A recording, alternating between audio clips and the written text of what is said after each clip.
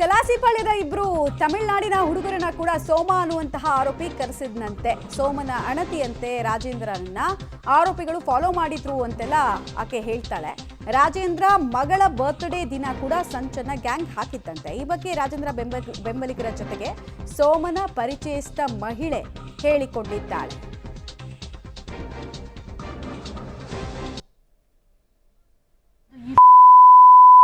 ನನ್ನ ಮಗಂಗೆ ಎತ್ತಾಕೊಂಡು ಹೋದ್ರೆ ಬಾಯಿ ಬಿಡ್ತಾನೆ. ಅವ್ನು ಬಾಯಿ ಬಿಡಲ್ಲ.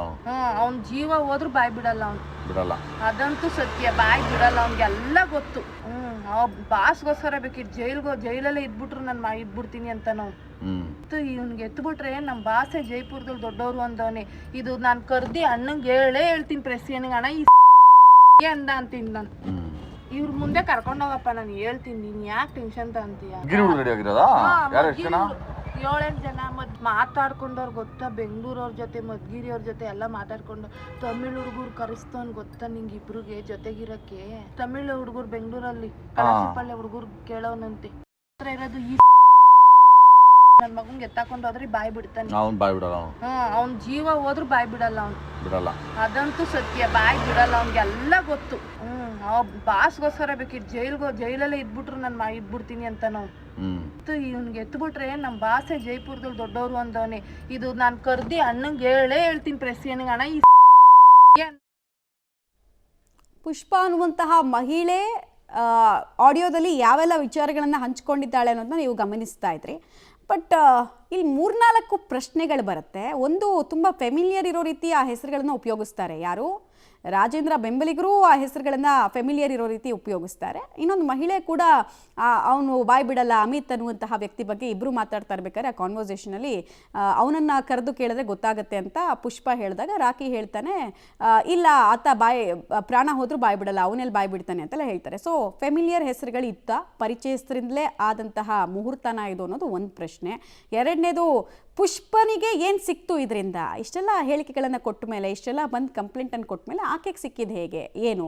ಮತ್ತು ರಾಜಣ್ಣಗೂ ಪುಷ್ಪಗೂ ಏನು ಲಿಂಕು? ಎಲ್ಲ ಪ್ರಶ್ನೆಗಳು ಬರುತ್ತಲ್ಲ.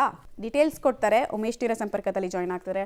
ಉಮೇಶ್, ಒಂದು ಆಡಿಯೋವನ್ನು ಆಧಾರವಾಗಿ ಇಟ್ಕೊಂಡು ಸದ್ಯಕ್ಕೆ ತನಿಖೆ ಆಗ್ತಾ ಇದೆ ಸರಿ, ಬಟ್ ಇಲ್ಲಿ 3-4 ಕ್ವೆಶ್ಚನ್ಗಳು ರೇಸ್ ಆಗುತ್ತೆ. ಮೊದಲನೇ ಕ್ವೆಶ್ಚನ್, ಅದರಲ್ಲಿ ಪುಷ್ಪ ಯಾಕಾಗಿ ಹೋಗಿ ಈ ಥರದ್ದೆಲ್ಲ ಸಂಚಾಗ್ತಾ ಇದೆ ಅಂತ ಹೋಗಿ ರಾಜಣ್ಣ ಹತ್ರ ಹೇಳೋದಕ್ಕೆ ಬಯಸ್ತಾಳೆ. ಅವಳಿಗೂ ಮತ್ತೆ ಈ ರಾಜಣ್ಣ ಬೆಂಬಲಿಗರಿಗೂ ಏನು ಲಿಂಕ್ ಅನ್ನೋದು ಫಸ್ಟ್ ಪ್ರಶ್ನೆ ಬರುತ್ತೆ. ಮತ್ತೆ ಆಡಿಯೋದ ಅಥೆಂಟಿಸಿಟಿ, ಆಡಿಯೋದಲ್ಲಿ ಹೇಳಿದ್ದೆಲ್ಲ ನಿಜನಾ ಸುಳ್ಳ ಅನ್ನೋದು ನೆಕ್ಸ್ಟ್ ಪ್ರಶ್ನೆ ಬರುತ್ತೆ. ಖಂಡಿತವಾಗ್ಲೂ ಮಮತಾ, ಯಾಕೆಂತಂದರೆ ಈ ಮಹಿಳೆ ಏಕಾಏಕಿ ಸಿಕ್ಕಿ ಇಷ್ಟೆಲ್ಲ ಡೀಟೇಲಾಗಿ ಮಾಹಿತಿ ಹೇಳ್ತಿದ್ದಾಳೆ ಅಂದರೆ ಆಕೆಗೆ ಇಷ್ಟೆಲ್ಲ ಮ್ಯಾಟ್ರ್ ಯಾವ ರೀತಿ ಗೊತ್ತಾಯಿತು ಅನ್ನೋದು ಮೊದಲಿಗೆ ಪ್ರಶ್ನೆ ಆಗಿರುವಂಥದ್ದು. ಜೊತೆಗೆ ಒಬ್ಬ MLCಯನ್ನು ಹತ್ಯೆ ಮಾಡೋದಕ್ಕೆ 70 ಲಕ್ಷ ಸುಪಾರಿ ತಗೋತಾರೆ, 5 ಲಕ್ಷ ಅಡ್ವಾನ್ಸ್ ತೊಗೊಂಡು ಈಗಾಗಲೇ ಅಟೆಂಪ್ಟ್ ಕೂಡ ಮಾಡ್ತಾ ಇದ್ದಾರೆ ಅನ್ನೋ ಮಾಹಿತಿಯನ್ನು ಆ ಸೋಮ ಅನ್ನೋ ಹೆಸರನ್ನು ಬೆಳೆಸ್ತಾರೆ.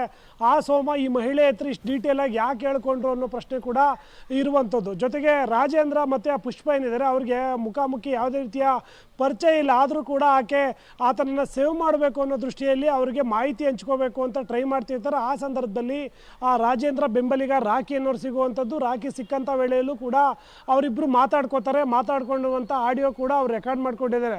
ರೆಕಾರ್ಡ್ ಮಾಡ್ಕೊಂಡಿದ್ದಂಥ ಆ ಆಡಿಯೋದಲ್ಲಿ ಕೆಲವೊಂದು ಹೆಸರುಗಳನ್ನು ಪ್ರಸ್ತಾಪ ಮಾಡ್ತಾರೆ. ಆ ಹೆಸರುಗಳು ಕೂಡ ರಾಕಿಗೂ ಗೊತ್ತಿರುತ್ತೆ, ಪುಷ್ಪಗೂ ಗೊತ್ತಿರುತ್ತೆ. ಇಬ್ಬರಿಗೂ ಗೊತ್ತಿರುವಂಥ ಹೆಸರುಗಳನ್ನು ಕೂಡ ಪ್ರಸ್ತಾಪ ಮಾಡುವಂಥದ್ದು ಕೂಡ ಇಲ್ಲಿ ಹಲವು ಅನುಮಾನಗಳಿಗೆ ಕಾರಣ ಆಗಿರುವಂಥದ್ದು. ಸದ್ಯಕ್ಕೀಗ ಆ ಪುಷ್ಪ ಮಾತಾಡಿದಂಥ ಮಾಹಿತಿ ಏನಿತ್ತು, ಆ ಮಾಹಿತಿದೆಲ್ಲವನ್ನು ಕೂಡ ರೆಕಾರ್ಡ್ ಮಾಡ್ಕೊಂಡೋಗಿ ರಾಕಿ ನೇರವಾಗಿ ರಾಜೇಂದ್ರ ಅವರಿಗೆ ತಿಳಿಸುವಂಥದ್ದು. ರಾಜೇಂದ್ರ ಅದನ್ನೆಲ್ಲ ಕೇಳಿಸ್ಕೊಂಡು ನಂತರದಲ್ಲಿ ಆ ಮಹಿಳೆಯನ್ನು ಡಿಸೆಂಬರ್ನಲ್ಲಿ ಕರೆಸ್ಕೊಂಡು ಆ ಮಹಿಳೆ ಬಳಿ ಇದ್ದಂಥ ಎಲ್ಲ ಮಾಹಿತಿಯನ್ನು ಕೂಡ ಕಲೆಕ್ಟ್ ಮಾಡಿಕೊಂಡು ಆ ಆಡಿಯೋ ಸಮೇತವಾಗಿ ಈಗ ತುಮಕೂರು SP ಗೆ ದೂರು ಕೊಟ್ಟಿರುವಂಥದ್ದು. ಈಗ ದೂರನ್ನು ದಾಖಲು ಮಾಡಿಕೊಂಡು ಈಗ ಆ ಘಟನೆಗೆ ಸ್ಕೆಚ್ಚೇನು, ಆ ಕೊಲೆಗೆ ಸ್ಕೆಚ್ ಹಾಕಿದ್ರು ಅಂತೇಳಿ ಹೇಳಲಾಗ್ತಿದೆ. ಆ ಮನೆಯಲ್ಲಿರುವಂಥ CCTV, ಅಲ್ಲಿರುವಂಥ ಸಿಬ್ಬಂದಿ, ಅವತ್ತು ಪ್ರೋಗ್ರಾಮಲ್ಲಿ ಬಂದಿದ್ದಂಥ ಯಾರೆಲ್ಲ ಬಂದಿದ್ರು ಅವರ ಮಾಹಿತಿಗಳನ್ನು ಕಲೆಕ್ಟ್ ಮಾಡುವ ನಿಟ್ಟಿನಲ್ಲಿ ಕೆಲಸ ಮಾಡ್ತಾಯಿದ್ರೆ, ಮತ್ತೊಂದು ಕಡೆ ಈಕೆ ಹೇಳಿರುವಂಥ ಮಾಹಿತಿ ಎಷ್ಟು ಸರಿ, ಇದು ನಿಜವಾ ಸುಳ್ಳ ಅನ್ನೋ ನಿಟ್ಟಿನಲ್ಲೂ ಕೂಡ ಆ ಮಹಿಳೆ ಬ್ಯಾಕ್ಗ್ರೌಂಡನ್ನು ಕೂಡ ಚೆಕ್ ಮಾಡುವಂಥ ಕೆಲಸವನ್ನು ಅಧಿಕಾರಿಗಳು ಮಾಡ್ತಾ ಇರುವಂಥದ್ದು.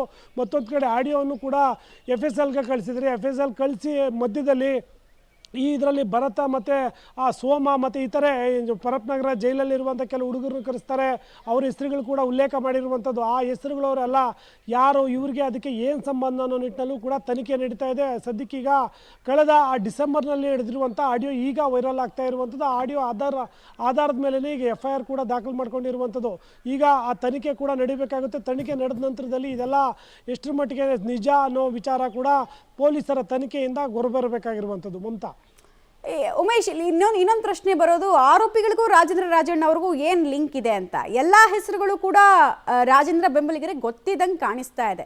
ರಾಕಿ ಅನ್ನೋರ ಕಾನ್ವರ್ಸೇಷನಲ್ಲಿ ಅಮಿತಾ ಅವ್ನು ಹೀಗೆ ಅವ್ನು ಬಾಯಿ ಬಿಡಲ್ಲ ಅಂತೆಲ್ಲ ವಿಚಾರಗಳನ್ನು ಮಾತಾಡೋದನ್ನ ನಾವು ಗಮನಿಸ್ತಾ ಇದ್ವಿ. ಸೊ ಏನು ಲಿಂಕ್ ಹೆಂಗೆ ಬೆಳೆಯುತ್ತೆ ಇವ್ರಿಗೆ ಅನ್ನೋದು ಒಂದು ಪ್ರಶ್ನೆ. ಆಮೇಲೆ ಡಿಸೆಂಬರ್ನಲ್ಲೇ ಇಷ್ಟೆಲ್ಲ ಸಾಕ್ಷಿಗಳಿದ್ಮೇಲೆ ಸುಮ್ಮನೆ ಕೂತಿದ್ದು ಯಾಕೆ ರಾಜೇಂದ್ರ ರಾಜಣ್ಣ ಅವರು?